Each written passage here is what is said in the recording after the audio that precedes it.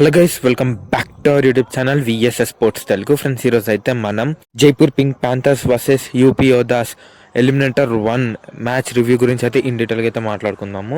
So ముందుగా వీడియోకి వెళ్ళే ముందు please like, share and subscribe to our YouTube channel. So మనం నిన్న చెప్పుకున్న ప్రెడిక్షన్ ప్రకారమే యూపీ యోధాస్ అయితే గెలిచిందనమాట, యాజ్ యూజువల్గా మాట్లాడుకున్నట్టుగానే. సో ఇప్పుడు ఇన్ డీటెయిల్గా అయితే మాట్లాడుకుందాం. సో ముందుగా వీడియోకి వెళ్ళే ముందు please like, share and subscribe to our YouTube channel. Friends, Jaipur pink ప్యాంథర్స్కి యూపీ యోధాస్కి ఏం డిఫరెన్స్ వచ్చింది, ఎస్పెషల్లీ రైడింగ్ యూనిట్. నిన్నట్టుగానే మాట్లాడుకున్నాం, వాళ్ళ సైడ్ అయితే టాప్ క్లాస్ రైడర్స్ అంటే టాల్ రైడర్స్ ఉన్నారు అండ్ యంగ్ రైడర్స్ ఉన్నారని. వాళ్ళిద్దరు ఈరోజు అయితే ఎక్స్ట్రాడినరీగా పర్ఫార్మెన్స్ అయితే ఇచ్చారు. అది కూడా అంతగా రానికపోయినా గగన్ గౌడ కావచ్చు, భవానీ రాజ్పూత్ కావచ్చు, ఇద్దరికిద్దరు సూపర్ టెన్స్ చేసుకుని ఎక్స్ట్రాడినరీ రీడింగ్ సపోర్ట్ అయితే అందించారు. ఇటుపక్క మనం చెప్పుకున్నాం అర్జున్ దేశ్వాల్ మీద ఎక్కువ డిపెండ్ అయిపోతున్నారు అండ్ నీరజ్ నర్వాల్ అంత మంచి సపోర్ట్ ఇవ్వట్లేదని. అదే జరిగింది. అర్జున్ దేశ్వాల్ మీద అయితే పర్ఫెక్ట్ ప్లాన్ అయితే వేసుకుని వచ్చారు, అందుకే అర్జున్ దేశ్వాల్కి ఎక్కువ పాయింట్స్ ఇవ్వలేకపోయారు. నీరజ్ నర్వాల్ కూడా అనుకున్న స్థాయిలో రాణించలేకపోయారు.